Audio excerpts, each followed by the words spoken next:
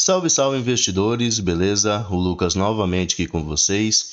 Pessoal, no vídeo de hoje vamos falar sobre um Fiagro bastante interessante. Eu tenho pessoalmente acompanhado ele, tenho gostado muito dos seus números, dos seus indicadores e ao meu ver atualmente é um dos melhores Fiagros para se investir no momento. Ele entrega uma boa rentabilidade e ainda entrega uma certa medida de segurança nos seus ativos. Então, se você ainda não escolheu um Fiagro para você investir e está à procura de um, BBGO11 seria sim uma boa opção para você investir. Porém, lembro que o vídeo não é recomendação nem de compra nem de venda de nenhum ativo. Eu estou expressando aqui a minha opinião sobre esse Fiagro, beleza?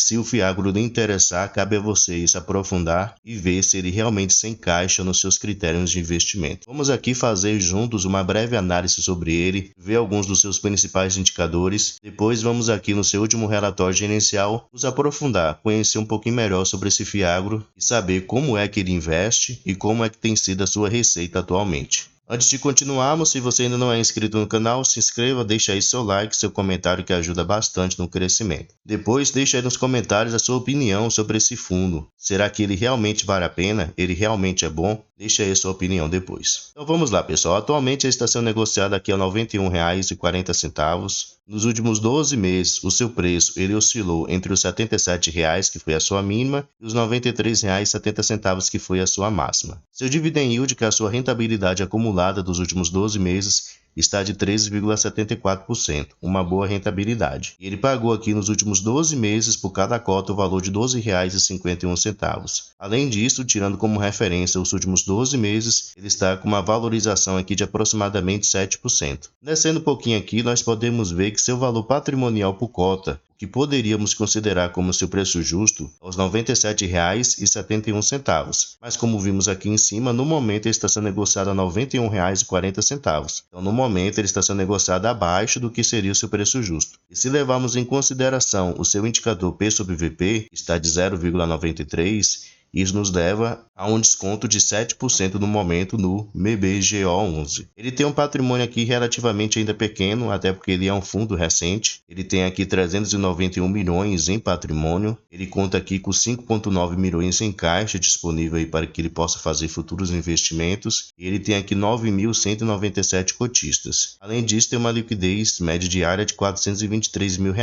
Para o número de cotistas, patrimônio, ele tem uma liquidez média diária até relativamente boa. E aqui podemos conferir que seu último rendimento anunciado e já pago foi de R$ 1,01 por cada cota. Ele sempre anuncia aqui no último dia útil de cada mês e 10 dias úteis depois ele realiza o pagamento. E aqui embaixo nós podemos ver o seu histórico de pagamentos desde que ele começou a ser negociado na Bolsa de Valores. Nesse mês de junho aqui, ele chegou a pagar um valor bem superior, de R$ 2,35, talvez algum resultado acumulado aí que ele tinha para poder distribuir aos seus cotistas. Vamos aqui agora, pessoal, no seu relatório gerencial, no seu último relatório, conferir ou entender um pouquinho melhor sobre esse Fiagro. Podemos ver que ele é um Fiagro do Banco do Brasil, né? Tem aí como sua gestora a BB Asset. Algumas informações gerais sobre esse Fiagro. Aqui ele menciona que o BB Fiagro é um fundo de investimento no mercado de agronegócio brasileiro através de ativos tais como CRAs, LCA, CRIs, debêntures, desde que todos estejam vinculados ao agronegócio. Os rendimentos do fundo são isentos de imposto de renda. Aqui mais nós podemos ver que atualmente ele foi um fundo que teve início lá em dezembro de 2021, então faz aí pouco tempo de existência.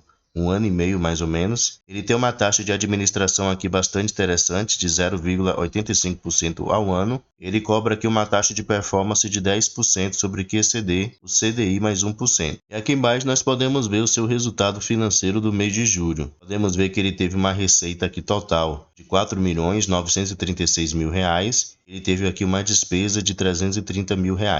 Aqui nesse gráfico, pessoal, nós podemos ver que 98,86% de todo o seu patrimônio está investidos em CRAs, os certificados de recebíveis do agronegócio, e apenas 1,14% está em operações compromissadas e em caixa. Então, praticamente, ele investe todo o seu patrimônio apenas em CRAs. Então, esse é o seu único tipo de investimento. E tirando como referência os seus CRAs, 47,52% desses CRAs estão indexados ao índice IPCA e 51,34% deles estão indexados ao índice CDI. Então, isso Então esse ponto eu acho bastante interessante. Ele não é um fiagro que fica totalmente exposto apenas ao CDI, como outros fiagros que ultimamente a gente vê. Ele tem aí esse balanceamento, ele diversifica os seus indexadores entre IPCA e CDI, praticamente meio a meio. Isso minimiza eventuais riscos. E no decorrer do tempo, esse fiagro ele não vai sentir tanto assim as oscilações nos seus indexadores. Por exemplo, se o CDI ele começar a cair bastante, como ele tem também indexados ao IPCA, ele não vai sentir tanto assim essa queda. Então eu pessoalmente acho bastante interessante esse balanceamento entre indexadores. E aqui mostra também que ele está diversificado em 36 diferentes emissões. Então no momento ele tem 36 CRAs que ele emitiu no decorrer desse tempo de existência. Um ponto bastante interessante também desse fiagro é que podemos ver que os seus CRAs que estão indexados ao IPCA têm uma taxa de IPCA mais 6,92%, o que é uma taxa relativamente segura para ativos que estão indexados ao índice IPCA. E os ativos que estão indexados ao índice CDI têm uma taxa de CDI mais 2,83%, uma também boa taxa. Não é uma taxa alta que vai entregar assim altos rendimentos, como por exemplo o Vigia 11, que tem CDI indexado a 6%, porém são ativos muito mais seguros. Dificilmente um desses devedores, um desses domadores de dinheiro do BBGO11 vai estar algum calote. Então são devedores que estão há mais tempo no mercado, que estão sólidos. Então é muito difícil esse fiagro ele receber assim com calote.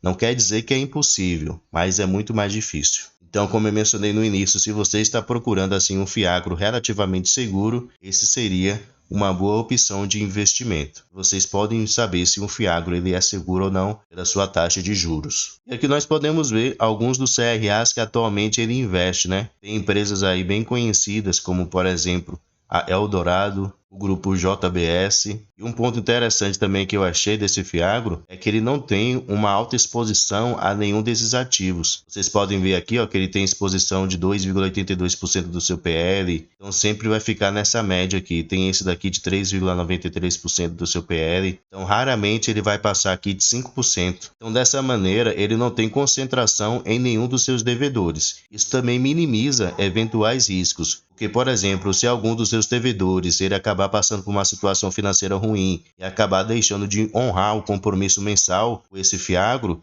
ele não vai sentir tanto assim porque ele tem uma exposição pequena. Diferente de outros fiagros, como eu menciono sempre do Vigia 11, ele tem lá exposição a apenas um devedor de 20% do seu PL. Então essa é uma concentração, isso é um risco que o fiagro ele corre quando ele tem concentração em apenas alguns devedores. O que não é o caso aqui do BBGO11, o que traz assim uma relativa maior segurança. E aqui nós podemos ver também o setor de atuação dos seus principais devedores, né? Aquelas empresas do setor agro que pegou dinheiro emprestado do BBGO11 e que vai devolver no decorrer do tempo esse dinheiro com acréscimo de juros. Podemos ver aqui que o principal segmento de atuação dos seus devedores são empresas do setor de grãos, né? Geralmente aí soja, milho, entre essas coisas. Também tem aqui o setor de açúcar e etanol. Então, esses são os principais segmentos de atuação dos seus devedores. Aqui podemos ver também o seu demonstrativo de resultados, correspondente aqui ao mês de julho de 2023. Podemos ver que ele teve uma receita aqui de R$ 4.094.000. Somou-se aqui uma despesa de aproximadamente R$ 330 mil, que eu havia lá mencionado no início do relatório gerencial, e ele ficou assim com o resultado líquido de R$ 4.061.000. Então, um ponto positivo é que ele tem uma despesa muito pequena, ele tem uma receita muito alta. Ele distribuiu aqui o valor de R$ 4,05 milhões.